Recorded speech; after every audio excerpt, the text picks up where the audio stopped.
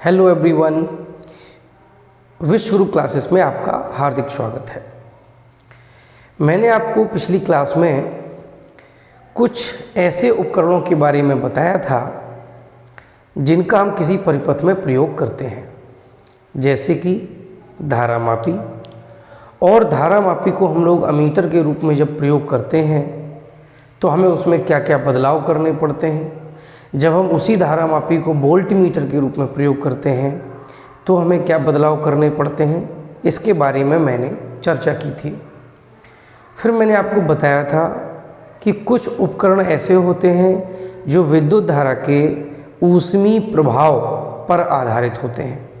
विद्युत धारा का ऊष्मीय प्रभाव क्या होता है, ये मैंने आपको बताया था कि जब हम किसी प्रतिरोध तार में धारा को प्रवाहित करते हैं तो वो गर्म हो जाता है, यानी कि ऊष्मा को उत्पन्न करता है। इसी को हम कहते हैं विद्युत धारा का ऊष्मीय प्रभाव। तो इस प्रभाव पर आधारित जो एक उपकरण है वो है विद्युत बल्ब, जिसके बारे में मैंने आपसे चर्चा की थी। मैंने आपको बताया था कि विद्युत बल्ब जो होता है वो किस प्रकार से ऊष्मीय प्रभाव पर आधारित होता है। इसमें हम लोग टंगस्टन का तंतु इस्तेमाल करते हैं, और टंगस्टन का ही तंतु क्यों बनाते हैं ये भी मैंने आपको बताया था। जो बल्ब होता है कांच का, उसके अंदर हम लोग या तो कोई अक्रिय गैस भर देते हैं या उसमें नाइट्रोजन भर देते हैं, और ऐसा क्यों करते हैं वो भी मैंने आपको बताया था। तो यदि आपने वो क्लास नहीं देखी है तो प्लीज़ आप पहले पीछे की क्लास देखिएगा, तभी आपको और बेहतर समझ में आएगा। तो आज हम बात करते हैं दूसरे उपकरण के बारे में जो विद्युत धारा के ऊष्मीय प्रभाव पर आधारित होता है। वो दूसरा उपकरण कौन सा है? वो दूसरा उपकरण है प्रेस, आयरन, जिसे हम लोग नॉर्मली बोलते हैं प्रेस, लेकिन शुद्ध शब्द होता है इस्त्री। ठीक है, तो अब इसको इस्त्री ऐसे ना लिख के बेहतर होगा इसको हम ऐसे लिख दें, इस्त्री। ठीक है ना। तो ये जो प्रेस होती है वो इस्त्री होती है, आयरन। देखिए, लगभग सभी लोगों के घरों में प्रेस होता है, और ये भी हम लोग जानते हैं कि जैसे ही स्विच ऑन करते हैं, जो प्रेस होती है, जो आयरन होती है, उसकी तली गर्म होने लगती है। लेकिन ऐसा होता क्यों है? आखिरकार ऐसा उस तली के अंदर क्या है जो तली तुरंत ही गर्म होना प्रारंभ हो जाती है और इतनी ज़्यादा गर्म हो जाती है? तो बहुत तसल्ली से समझिएगा। देखिए, होता क्या है, अगर हम बात करें प्रेस की तली की, तो वो कुछ कुछ इस तरह से बनी होती है। अब ये जो होता है, सबसे बाहर का जो आवरण होता है वो तो धातु का बना होता है जो गर्म होता है, लेकिन वो हमें दिखाई जो दे रहा है एक्चुअली केवल वो गर्म नहीं हो रहा है, वो किस कारण से गर्म हो रहा है वो समझना बहुत ज़रूरी है। तो अब हमें क्या करना है, ये समझना है कि ये जो इस्त्री की तली होती है इसके अंदर क्या होता है, उस रचना को समझिएगा। तो इसके अंदर क्या होता है बेटा, इस तरह से एक अब्रक की सीट होती है। अब्रक एक पदार्थ होता है जिसका विद्युत से संबंधित उपकरणों में बहुत ज़्यादा प्रयोग किया जाता है। और एक आपको तथ्य और बता दूं कि अब्रक के उत्पादन में जो भारत है उसका विश्व में प्रथम स्थान है। ठीक है, तो जो अब्रक होता है इसे हम लोग अंग्रेजी में कहते हैं माइका। ठीक है, तो अब्रक की एक सीट होती है, और इसी सीट के ऊपर इस तरह से इसमें पूरे सीट के ऊपर क्या होता है, नाइक्रोम का तार,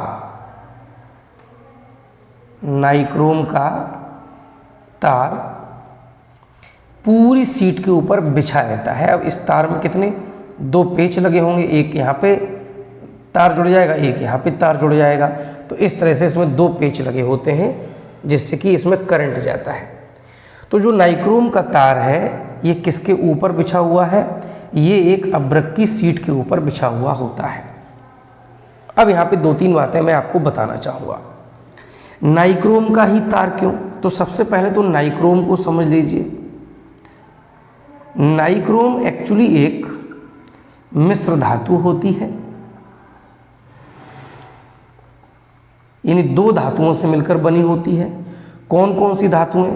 तो वो धातुएं होती हैं, एक तो आपकी होती है निकिल और दूसरी होती है क्रोमियम। तो निकिल और क्रोमियम इन दोनों को एक निश्चित अनुपात में मिलाया जाता है, जिससे हमें एक मिश्र धातु यानी एलॉय प्राप्त होती है, जिसे हम बोलते हैं नाइक्रोम। तो ये नाइक्रोम का तार यहाँ पे लगाया जाता है। तो नाइक्रोम क्या होता है वो तो हमने समझ लिया। अब जो प्रश्न उठता है वो ये उठता है कि नाइक्रोम का ही तार क्यों? तो देखिए बेटा, होता क्या है, हमने आपसे कहा है कि किसी भी तार में जब धारा प्रवाहित करते हैं तो वो तार गर्म हो जाता है। क्यों गर्म होता है? मैंने आपको समझाया था प्रतिरोध के कारण। प्रतिरोध का मतलब होता है धारा के मार्ग में आने वाली रुकावट, यानी जो इलेक्ट्रॉन होते हैं वो लगातार धनायनों से, परमाणुओं से टकराते हैं और इस टक्कर में लगातार ऊष्मा उत्पन्न होती है और वैद्युत ऊर्जा खर्च होती है ऊष्मा के रूप में, राइट। तो हो क्या रहा है, एक्चुअली प्रतिरोध के कारण ये तार गर्म हो रहा है, ठीक है। तो हमें क्या चाहिए? हमें ये चाहिए कि ये ज़्यादा से ज़्यादा गर्म हो।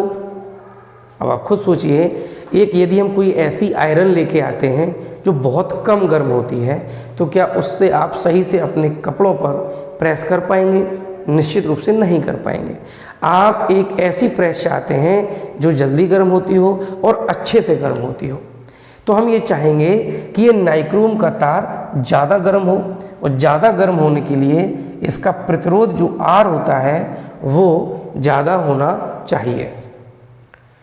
अब प्रतिरोध जो होता है उसके बारे में मैंने आपको कल ही बताया था, ये बराबर होता है ρ×L/A। रो होता है उस पदार्थ का विशिष्ट प्रतिरोध जिससे वो तार बना होता है, एल होती है तार की लंबाई, और ए होता है तार की अनुप्रस्थ काट का क्षेत्रफल, ये वाला क्षेत्रफल। तो नाइक्रोम की विशेषता ये होती है कि इसका विशिष्ट प्रतिरोध अधिक होता है।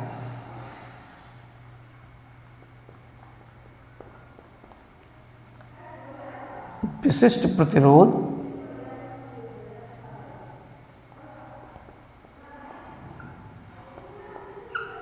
अधिक होता है।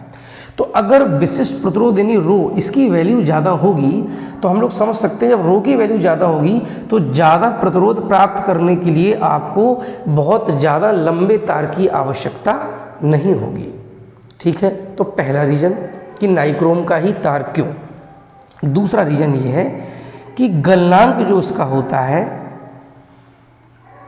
वो अति उच्च होता है, अति उच्च होता है। मतलब गर्म होने पर यह तार पिघलता नहीं है। अब आप लोगों के मन में ये आ रहा होगा कि सर ये दोनों चीज़ें तो टंगस्टन में भी होती हैं, जिसका तंतु हम बल्ब में बनाते हैं, तो फिर क्या ज़रूरी है कि हम नाइक्रोम का तार लें। देखिए, पहला कारण ये है कि नाइक्रोम एक मिश्र धातु है, और जो मिश्र धातुएं होती हैं वो बहुत मजबूत होती हैं।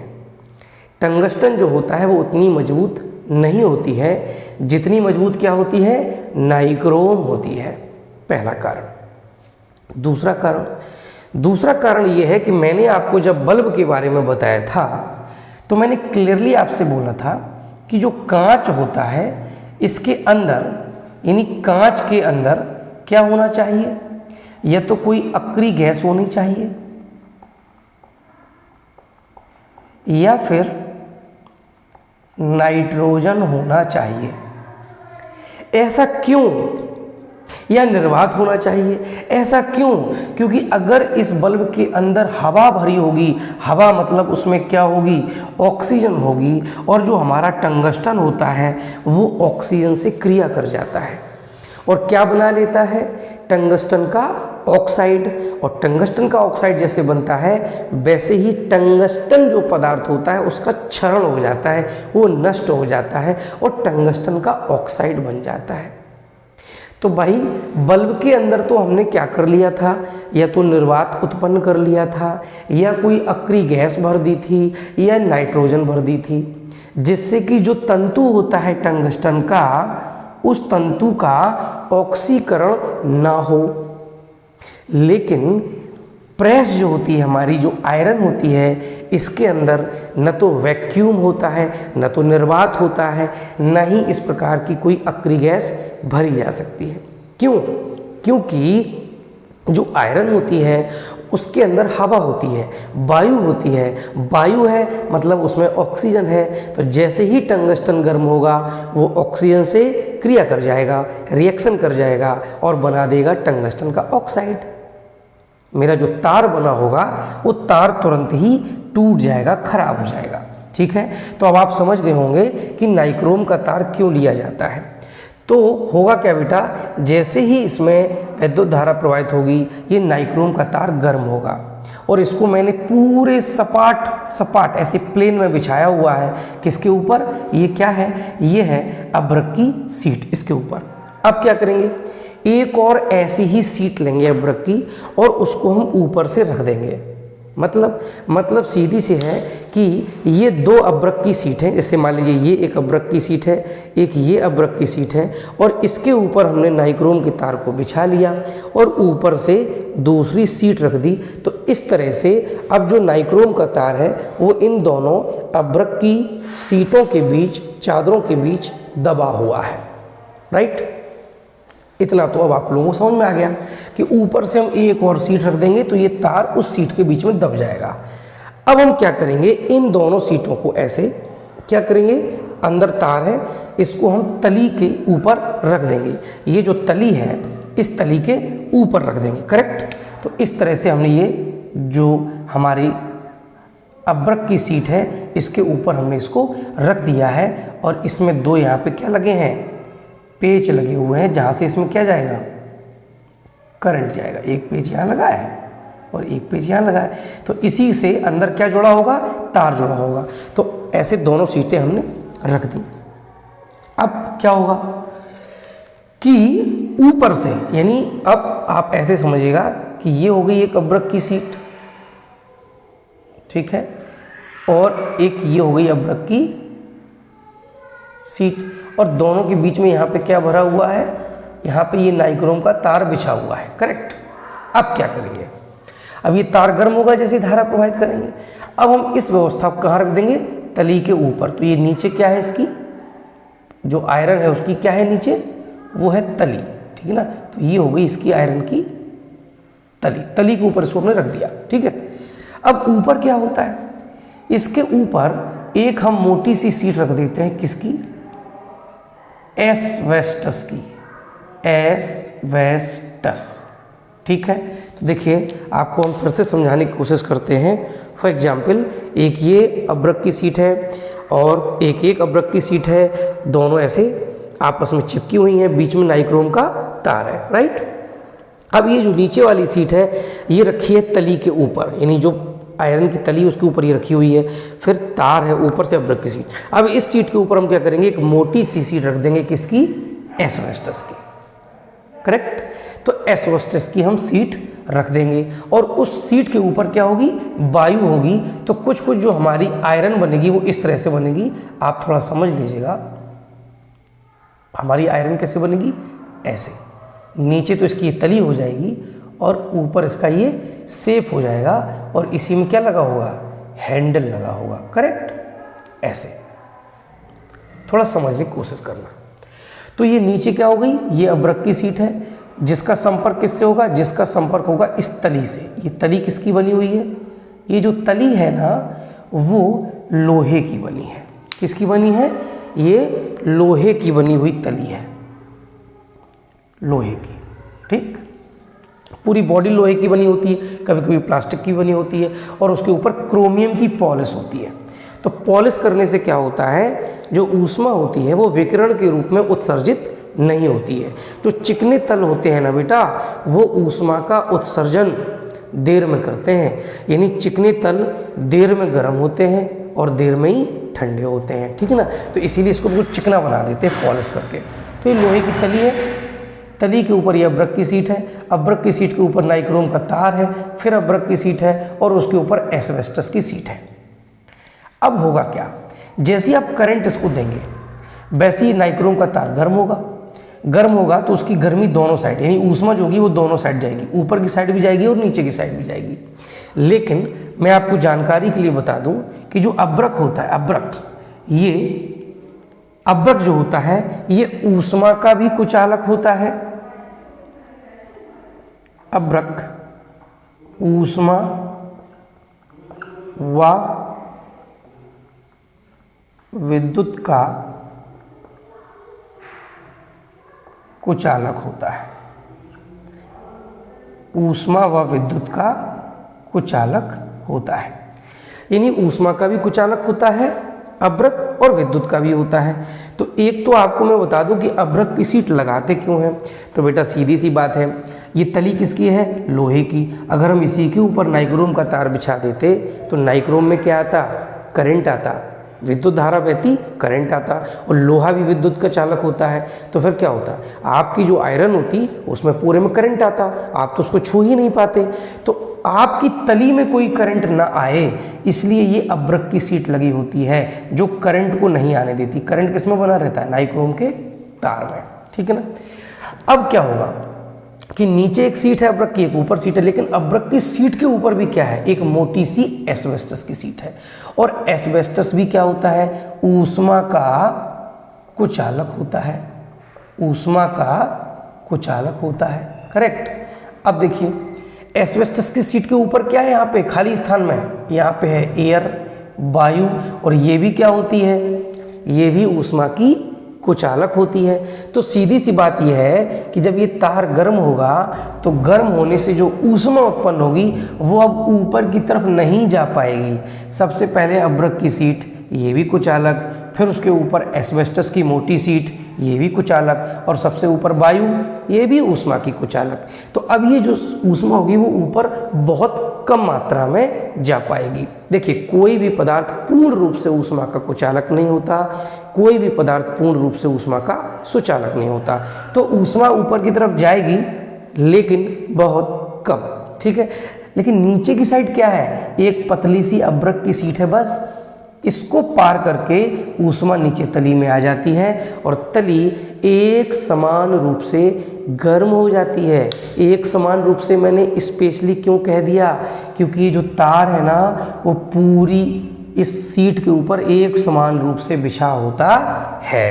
तो उम्मीद करते हैं कि आपको स्त्री की पूरी मैकेनिज्म अच्छे से समझ में आ गई होगी कि ये कैसे काम करती है और कैसे बनी होती है, ठीक है। अब बात करते हैं अगले उपकरण के बारे में जिसे हम कहते हैं हीटर, ठीक। तो आप लोग देख सकते हैं कि हमने बोर्ड पर ऊष्मक यानी हीटर का फिगर बना रखा है। होता क्या है इसमें, आप सब लोगों ने देखा है कि इसमें एक चीनी मिट्टी की प्लेट होती है। चीनी मिट्टी की प्लेट हम इसलिए लेते हैं क्योंकि वो विद्युत की कुचालक होती है और ऊष्मा की भी कुचालक होती है। तो चीनी मिट्टी की प्लेट होती है, इस चीनी मिट्टी की प्लेट में खांचे बने होते हैं। पूरे प्लेट में क्या बने होते हैं, खांचे बने होते हैं, और इन्हीं खांचों में नाइक्रोम का तार ऐसे ऐसे करके सर्पिलाकार तार, कैसा तार होता है ये, सर्पिलाकार, ऐसे ऐसे ऐसे ऐसे ऐसे, ये कैसा तार होता है, इसे बोलते हैं सर्पिलाकार तार, ठीक है ना। तो ये सर्पिलाकार तार जो होता है इन्हीं खांचों में ऐसे फैला होता है। तार में कितने सिरे होंगे, 2 सिरे होते हैं। तो दोनों ही सिरों पर ये संयोजक पेंच लगे होते हैं, संबंधक पेंच लगे होते हैं। बस इन्हीं दोनों पेंच से हम तार को जोड़ देते हैं और जैसे ही इसमें हम इलेक्ट्रिसिटी की सप्लाई देते हैं वैसे ही ये तार गर्म होने लगता है और ऊष्मा प्रदान करने लगता है। तो अब इसके बारे में कुछ बातें आप अच्छे से समझ लीजिएगा कि आखिरकार ये गर्म होता है विद्युत धारा से, क्या होता होगा? निश्चित रूप से प्रतिरोध इसका बहुत ज़्यादा होता है और प्रतिरोध के कारण ही ये वैद्युत ऊर्जा को किस में बदलता है? ऊष्मा में बदलता है। यानी ये भी एक ऐसा उपकरण है जो वैद्युत धारा के ऊष्मीय प्रभाव पर आधारित होता है। ठीक है, तो अब देखिए होता क्या है। यहाँ भी आप देख सकते हैं कि इसमें हम नाइक्रोम का तार लेते हैं। अब नाइक्रोम का तार क्यों लेते हैं? वही वजह जो अभी हमने आपको इस्त्री के संबंध में बताई है, प्रेस के संबंध में बताई है कि नाइक्रोम एक मिश्र धातु होती है। लिहाजा अगर हम दृढ़ता की नज़रिए से देखें, मजबूती के नज़रिए से देखें तो ये तार मजबूत होता है। दूसरा कारण ये है कि इसका जो विशिष्ट प्रतिरोध होता है वो अधिक होता है, इसलिए बहुत ज़्यादा प्रतिरोध हमें कम लंबाई के तार में ही प्राप्त हो जाता है। आप लोग सोच रहे होंगे कि सर ये कम लंबाई का तार है, आपने तार को बराबर ऐसे ऐसे करके पूरा सर्पिलाकार बनाया हुआ है, तो ये बहुत लंबाई का हो गया। बिल्कुल, ये बहुत लंबाई का तार है और इसको सर्पिलाकार इसीलिए बनाया जाता है ताकि कम जगह में बहुत ज़्यादा लंबाई तार की फिट हो जाए। तो आपको क्या और लंबे तार की ज़रूरत पड़ती अगर ये नाइक्रोम का ना बनाते? तो थोड़ा आप समझ लीजिएगा क्या कि जो नाइक्रोम का विशिष्ट प्रतिरोध होता है, नाइक्रोम का जो विशिष्ट प्रतिरोध होता है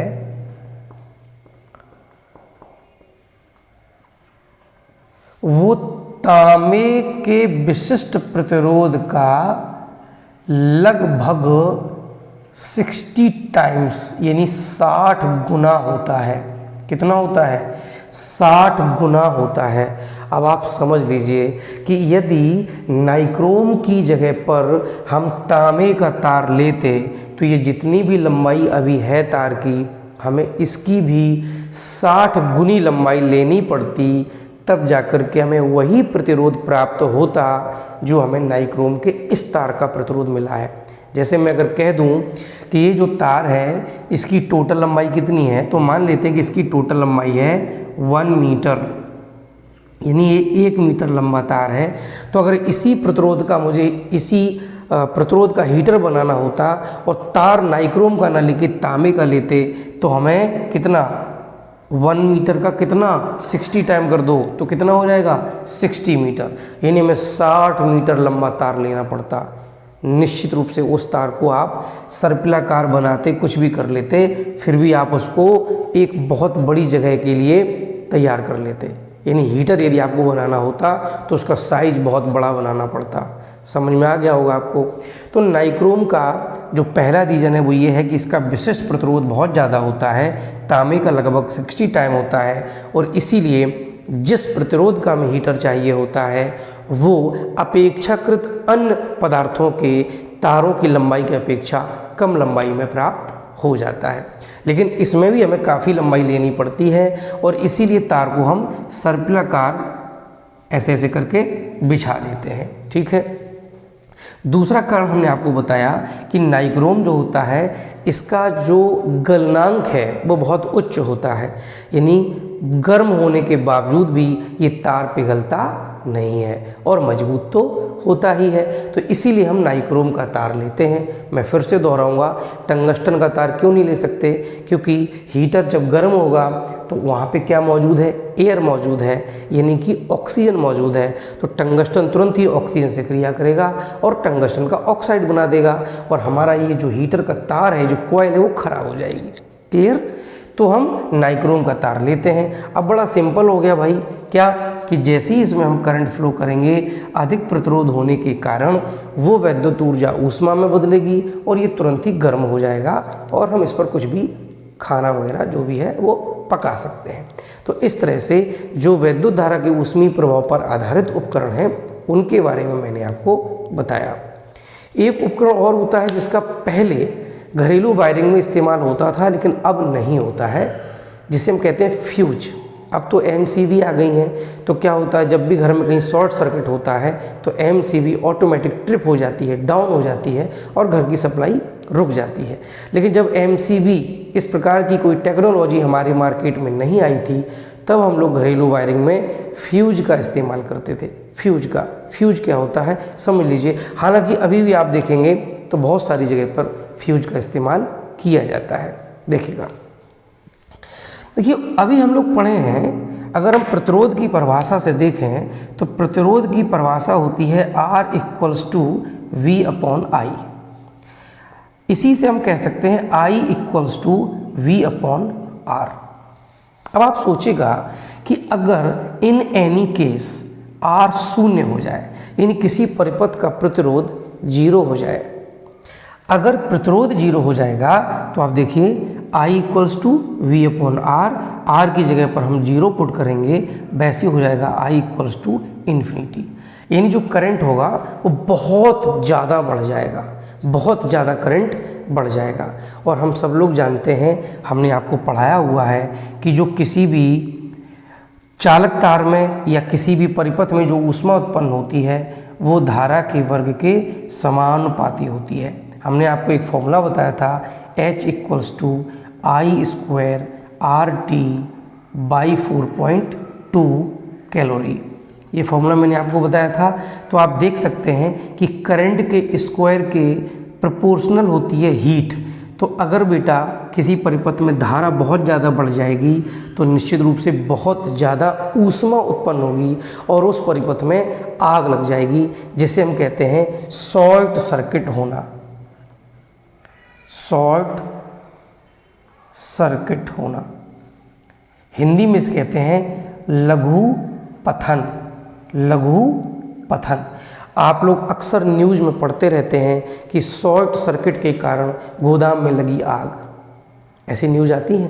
तो शॉर्ट सर्किट के कारण आग लग क्यों जाती है वो आप समझ लीजिए कि शॉर्ट सर्किट का मतलब होता है कि परिपथ में जो प्रतिरोध है वो 0 हो गया है, जिससे परिपथ में धारा का मान अचानक से बहुत ज़्यादा बढ़ गया है, यानी कि अनंत हो जाएगा, बहुत ज़्यादा हो जाएगा।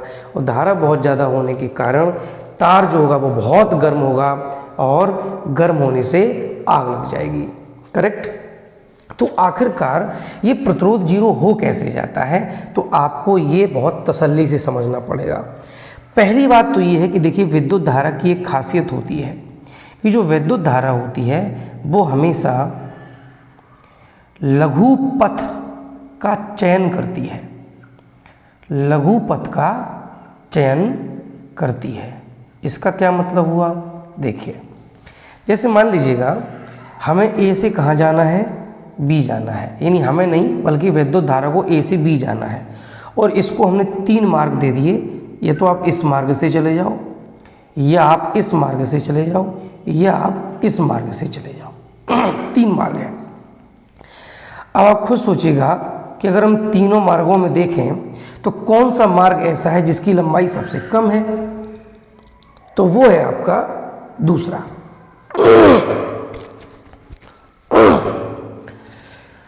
तो जो दूसरा मार्ग है उसकी लंबाई सबसे कम है और इसीलिए जो करंट होगा वो न तो पहले मार्ग से जाएगा न तीसरे से जाएगा, वो दूसरे से जाएगा। क्यों? क्योंकि धारा हमेशा सबसे छोटे रास्ते का चयन करती है, वो हमेशा कम से कम लंबाई को तय करना चाहती है। ठीक है। अब होता क्या है, जो हमारी घरेलू वायरिंग होती है उसमें 2 तार होते हैं। ठीक है। जब 2 तार होते हैं और इन दोनों तारों के ऊपर क्या होता है, हम सब जानते हैं कवरिंग होती है। किसकी? प्लास्टिक की। ठीक। और कवरिंग के कारण क्या होता है, ये दोनों तार एक दूसरे से अलग रहते हैं, चिपकते नहीं हैं।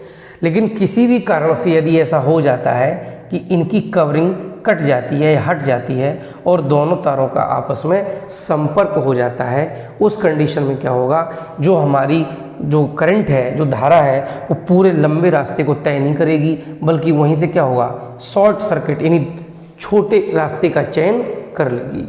और जैसे ही छोटे रास्ते का चयन करेगी क्या होगा, उसका प्रतिरोध, भाई जब क्या होगा, पहले क्या हो रहा था, करंट पूरे घर में ट्रेवल कर रहा था, तो जितने भी उपकरण लगे हुए थे सारे उपकरण क्या कर रहे थे, उससे बिजली ले रहे थे, यानी चल रहे थे। ठीक है ना। प्रतिरोध उनका था, उसका लोड उस पर चल रहा था। लेकिन अचानक क्या होगा, जब वायरिंग आपस में चिपक जाएगी तो अब करंट जो होगा वो पूरे घर की वायरिंग में फ्लो नहीं होगा, वो आपस में चिपकने के कारण वहीं से वहीं से छोटा रास्ता चयन कर लेगा। यानी सारे उपकरणों का लोड अचानक से ख़त्म हो जाएगा, और जैसे ही सारे उपकरणों का लोड ख़त्म होगा यानी प्रतिरोध 0 के बराबर होगा, वैसी धारा बहुत तेज़ी से बढ़ेगी और गर्म होने के कारण क्या होगा, उस वायरिंग में आग लग जाएगी। घर में भी आग लग सकती है, गोदाम में आग लग सकती है, किसी बड़े से शोरूम में आग लग सकती है। तो लघु पथन क्या होता है, अब आप समझ गए होंगे। लघु पथन में क्या होता है कि जो परिपथ होता है उसका प्रतिरोध शून्य हो जाता है, या धारा के द्वारा जो तय किए जाने वाला मार्ग होता है वो बहुत छोटा हो जाता है, जिसके कारण कम प्रतिरोध होता है और धारा का मान बहुत ज़्यादा हो जाता है। और धारा का मान बहुत ज़्यादा होने के कारण बहुत ज़्यादा ऊष्मा उत्पन्न होती है और उस ऊष्मा से आग लग जाती है। क्लियर हो गया होगा। तो ये हो गया आपका लघु पथन। अब फ्यूज क्या काम करता है, जो एमसीबी करती है। अगर शॉर्ट सर्किट की स्थिति बनती है और एमसीबी लगी होती है तो एमसीबी ऑटोमेटिक डाउन हो जाती है, यानी क्या करती है, सर्किट को बंद कर देती है। जो अंदर करंट जा रहा है उस करंट को ही बंद कर देती है। तो अब जब करंट ही बंद हो जाएगा तो ऊष्मा उत्पन्न नहीं होगी, और ऊष्मा उत्पन्न नहीं होगी तो आग लगने का सवाल पैदा नहीं होता है। न रहेगा बांस और न बजेगी बांसुरी। तो एमसीबी क्या करेगा, एमसीबी डाउन हो जाएगा, ट्रिप कर जाएगा और घर की सप्लाई को बंद कर देगा। जैसी घर की सप्लाई बंद होगी करंट नहीं जाएगा और ऊष्मा भी उत्पन्न नहीं होगी। और ये सब बहुत जल्दी होता है, इंस्टेंटली होता है। लेकिन एमसीबी नहीं होती तब हम फ्यूज का काम करते हैं। फ्यूज में क्या होता है, देखिए फ्यूज में क्या होता है, हम 2 तांबे की पत्तियां होती हैं, ठीक है, और इन पत्तियों के बीच में हम एक बहुत पतला सा तार लगा देते हैं। ये कैसा तार होता है, बहुत पतला तार, ठीक है। अब बहुत पतला तार क्यों लेते हैं, जिससे कि अगर शॉर्ट सर्किट होता है तो इस तार में भी क्या होगा, बहुत ज़्यादा ऊष्मा उत्पन्न होगी। क्योंकि तार हमने कैसा लिया है, बहुत पतला लिया है, तो ये जल जाएगा। और जैसे ही तार जलेगा जो सर्किट है वो टूट जाएगा, और सर्किट टूट जाएगा तो करंट का फ्लो अपने आप ही बंद हो जाएगा। तो फ्यूज जो होता है वो भी विद्युत धारा के ऊष्मीय प्रभाव पर काम करता है। कैसे काम करता है, जब किसी भी परिपथ का प्रतिरोध अत्यंत न्यून हो जाता है, यानी कि शॉर्ट सर्किट हो जाता है, तो धारा का मान बढ़ने से फ्यूज का तार गर्म होता है, और पतला तार होने के कारण वो गर्म होने से जल जाता है और परिपथ टूट जाता है। तो इस तरह से हमारा नुकसान होने से बच जाता है, ठीक है। अब आपके इस चैप्टर का एक लास्ट टॉपिक है किसी सेल का आंतरिक प्रतिरोध। तो देखिए बहुत इजी है इसको समझना। होता क्या है, मैंने आपको बताया है सेल के बारे में कि सेल जो होती है उसमें 2 इलेक्ट्रोड होते हैं। सेल में 2 इलेक्ट्रोड होते हैं, यानी 2 छड़ें डली होती हैं, और इनमें से जो एक छड़ होती है वो एनोड का काम करती है, और एक जो छड़ होती है वो कैथोड का काम करती है। और इसके अंदर भरा होता है एक विलयन, ठीक है, जो कैसा होता है, विद्युत अपघट्य होता है। विद्युत अपघट्य होता है।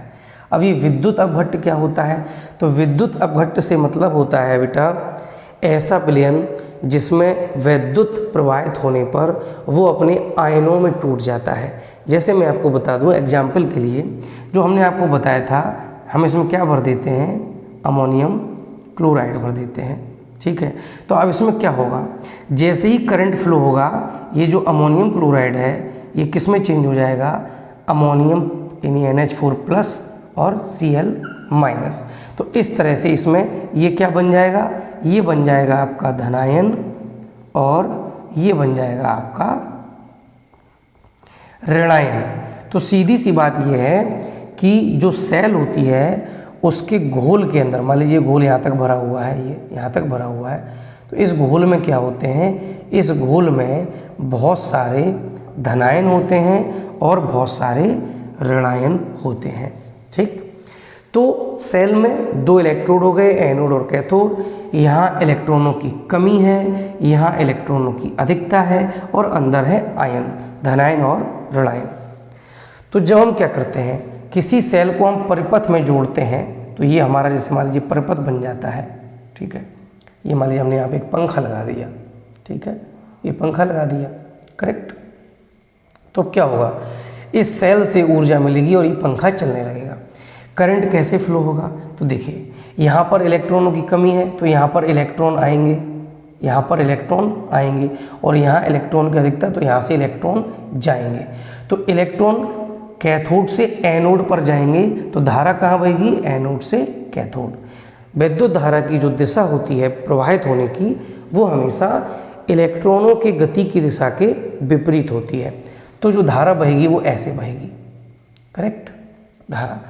तो अगर बाहर की बात करें तो कहाँ से कहाँ बहती है, सेल के बाहर, सेल के बाहर क्या होता है, धारा कहाँ जाती है, धन प्लेट से ऋण प्लेट की ओर, यानी कि एनोड से कैथोड की ओर, धन प्लेट से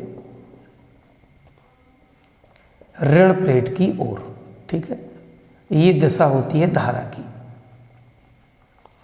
लेकिन एक बात आप खुद सोचिए कि ये परिपथ तो तभी पूरा होगा जब ये करंट इस सेल के अंदर भी फ्लो होकर के जाएगा। भाई अगर ये ऊपर ऊपर फ्लो हो रहा करंट तो ये कैसे चलेगा, भाई यहाँ से इलेक्ट्रॉन लगातार इस पे इलेक्ट्रॉन आ रहे हैं, यहाँ से इलेक्ट्रॉन जा रहे हैं, तो क्या होगा, इसके सारे इलेक्ट्रॉन इस पे आ जाएंगे, बात खत्म, और धारा का प्रवाहित होना बंद हो जाएगा।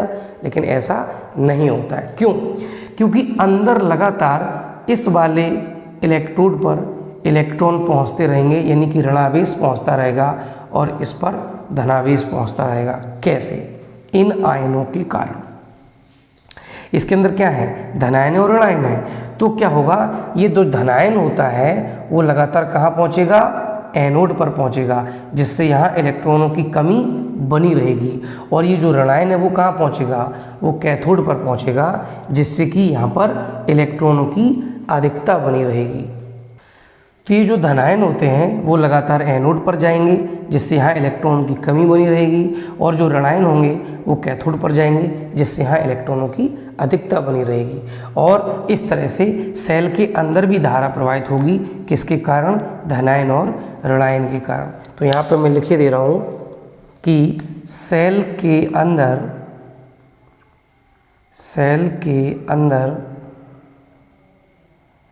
वैद्युत धारा का प्रवाह किसके कारण होता है, आयनों की गति के कारण होता है, आयनों की गति के कारण होता है, ठीक है ना। तो अंदर जो धनायन ऋणायन होते हैं इनकी गति हो रही होती है, और ये भी आवेश है ना, ये धनावेश है, इस पर ऋणावेश है। तो आवेश जब गति करेगा तो धारा प्रवाहित होगी। तो सेल के अंदर भी धारा प्रवाहित होती है और सेल के बाहर भी होती है। अब बाहर होती है धन प्लेट से ऋण प्लेट की ओर, और सेल के अंदर कहाँ प्रवाहित होती है, उल्टा, ऋण प्लेट से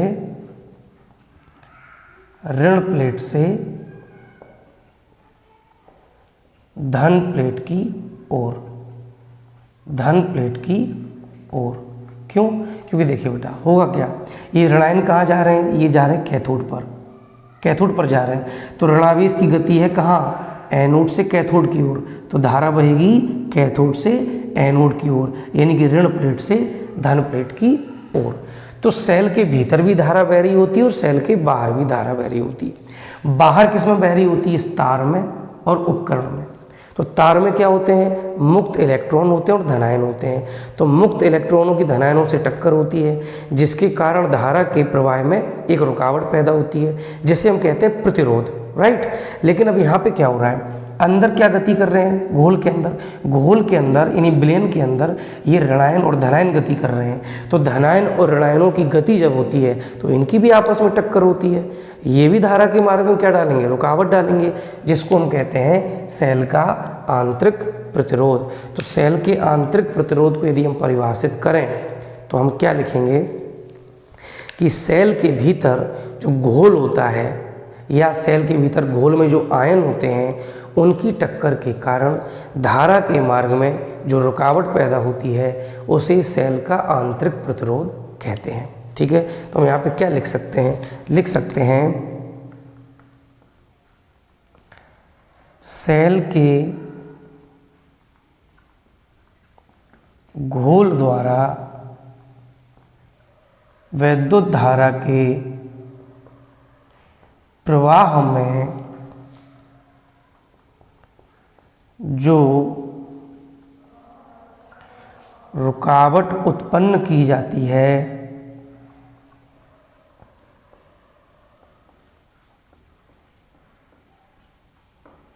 उसे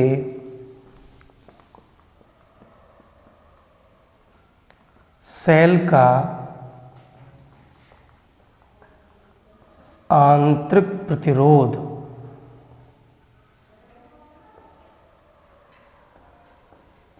कहते हैं। और आंतरिक प्रतिरोध को हम लोग स्मॉल r से प्रदर्शित करते हैं।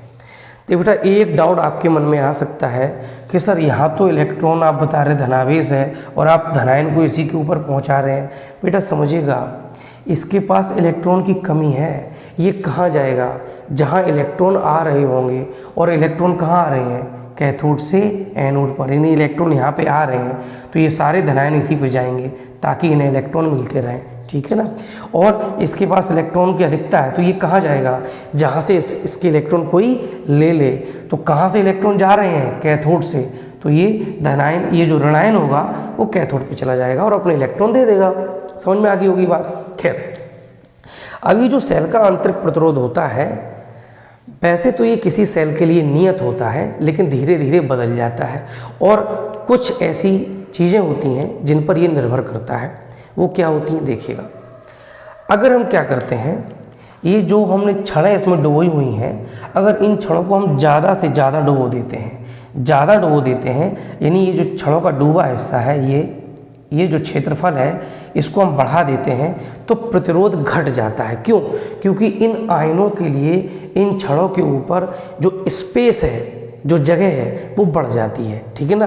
देखिए ये आयन कहाँ जाएगा? इस घोल के अंदर ही तो जाएगा। ये जो अमोनियम आयन है ये ऊपर तो उड़ के पहुँच नहीं जाएगा कि यहाँ जाकर के चिपक जाए, या ये वाला जो आयन है वो यहाँ चिपक जाए। नहीं, ये तो केवल उस हिस्से में चिपकेंगे जो हिस्सा घोल के अंदर डूबा हुआ है। तो अगर ये हिस्सा कम डुबो देंगे तो इन आयनों के लिए ये जो स्पेस होगा वो कम होगा, लिहाजा इनमें जद्दोजहद बढ़ जाएगी, प्रतिरोध बढ़ जाएगा।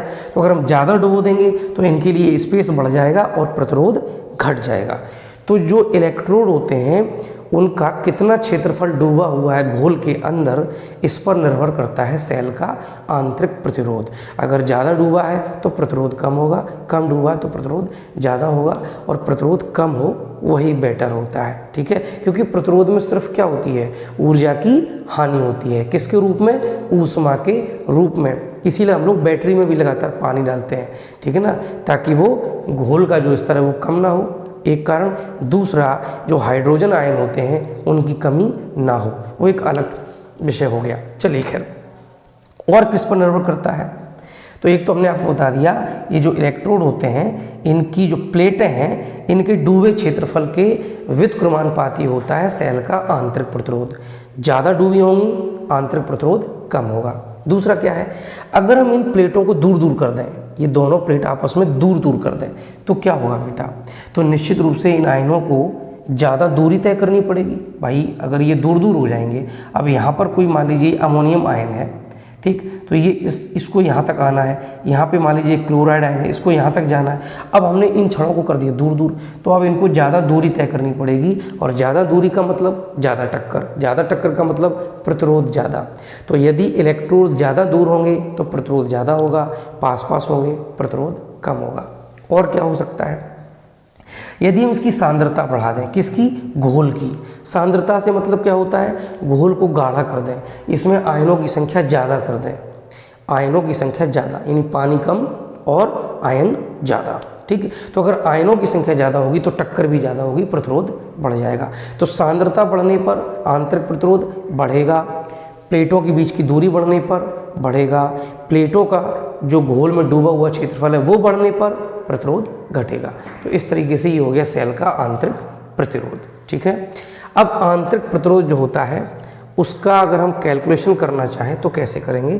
तो देखिए बेटा, जैसे हम मान लेते हैं ये परिपथ है, ये एक परिपथ है, और इस परिपथ में ये लगी हुई है एक सेल, ठीक है, ये एक सेल लगी है, और ये सेल एक प्रतिरोध को करंट दे रही है, ठीक है ना, ये मान लीजिए प्रतिरोध लगा है R, ये सेल है, ठीक, इसकी ये एनोड है प्लस, ये कैथोड है माइनस, और ये जो बना है ये है स्मॉल r।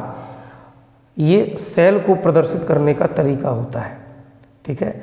हम सब जानते हैं कि जो आंतरिक प्रतिरोध होता है वो तो सेल के अंदर होता है, लेकिन हम अंदर कहाँ दर्शाएंगे, तो सेल को दर्शाने का तरीका यही होता है कि हम दोनों प्लेट बना लेते हैं, धन प्लेट और ऋण प्लेट, और उसी के बगल से ऐसे ऐसे प्रतिरोध दिखा देते हैं, और ये होता है आपका आंतरिक प्रतिरोध।